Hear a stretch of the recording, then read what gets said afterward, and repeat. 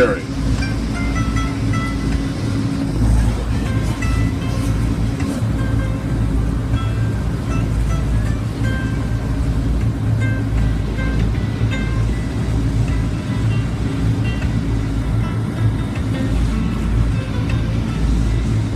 Coming up on the right-hand side is your first close-up look at Gasworks Park.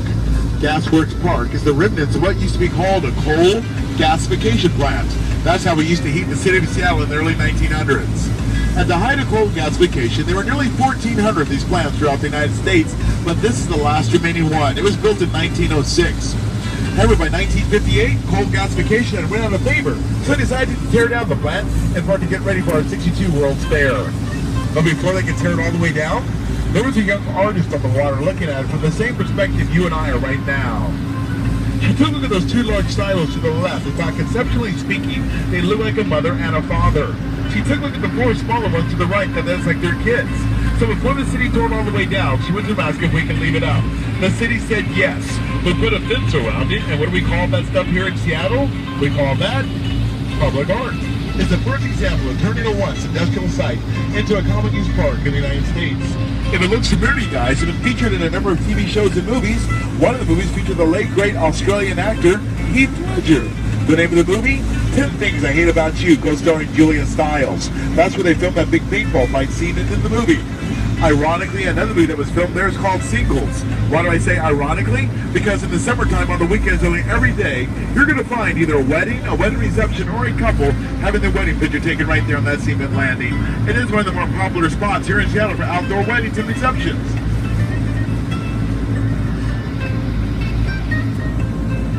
Anybody here not been to the top of the Space Needle yet? Hey guys, here's an option for you to consider.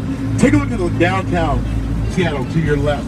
You see that tall, dark rectangular building on the left-hand side in the background? That's called Columbia Tower. It's the fourth tallest building west of the Mississippi at 968 feet tall and the tallest building in Seattle. If you guys take an elevator to the 73rd floor of that building, it's called the Skyview Observatory. It gives you a 360-degree view of the Puget Sound information on the walls to explain everything you're looking at. The two great things about going there are, one, so high in the air that not only can you see the top of the Space Needle from there, you can also look down into our two stadiums and you can see Bill Gates and Paul Allen's house out to the east. Secondly, and just important in my opinion, it only costs you half as much as our Space Needle. It's only about $15 per person, less for senior citizens, military, and kids. So guys, if you want to see even more than Puget Sound for half the price of the Space Needle, check out the Skyview Observatory on the 73rd floor of Columbia Tower. And on today, on a Sunday, hardly anyone's going to be there. Oh my gosh. Oh. Guys, I'm so sorry. You may recall me telling you that used to be a coal gasification plant, and now it's called Gasworks Park. So as they're making a way by it right now, I guess technically speaking, we are now passing gas. That large hill has been featured on the TV show called The Amazing Race. Season 10 of The Amazing Race, Kite Hill was the starting line for the race around the world. Season 3, the finish line, where the first couple that arrived there won $1 million. Now, there's nobody there right now. If you come back on the 4th of July, you'll find yourself sitting in the middle of nearly 50,000 people watching our gorgeous fireworks display here on the water. But speaking of fireworks, you know there's a now classic movie that starred Tom Hanks. In that movie, Tom Hanks lives in a gorgeous little floating home right here on the water. In the movie, Tom Hanks on the front porch of his home watching the fireworks going off, but still a little sad about the fact that he recently lost his son, and his young son Jonah no longer has a mother. Well, Jonah felt bad that his dad didn't write, so he calls into a radio show one night, tells the entire world about his dad's plight. A woman played by, the original Meg Ryan.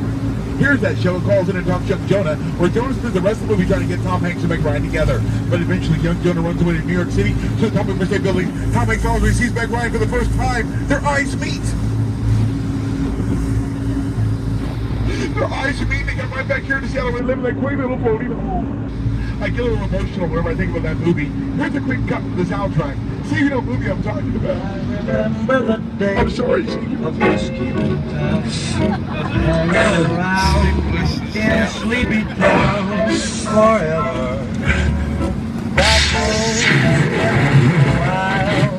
home, Tissue. well, you can have a drink. Of course, I'm talking about the classic hit Sleepless in Seattle. So where is that classic house that was shown in the movie? Take a look to the right, guys. See that house right there with the A-frame roof and the two white billboards tied up to the right side of it? Has a single window below the A-frame roof. There's a set of double glass doors with two large picture windows on each side. Guys, that is your Sleepless in Seattle house. That is where Tom Hanks, Meg Ryan, and little Jonah lives today. Okay, maybe not Jonah. By the way, guys, 1993, the same year the movie came out, a couple from New Jersey bought that Sleepless in Seattle house. They paid $695,000 for it. They put it back on the market 2 years ago. It sold for $4.2 million. I'm looking down here, guys. I'm trying to see if we can see any seaplanes that might be coming in for a takeoff and landing. They belong to an airline called Kenmore Air, a fleet of 30 seaplanes that makes its home on the south end of Lake Union. Kenmore Air flies locally, regionally, and as far north as Canada. The fact that they fly all the way to Canada technically makes Lake Union an international airport.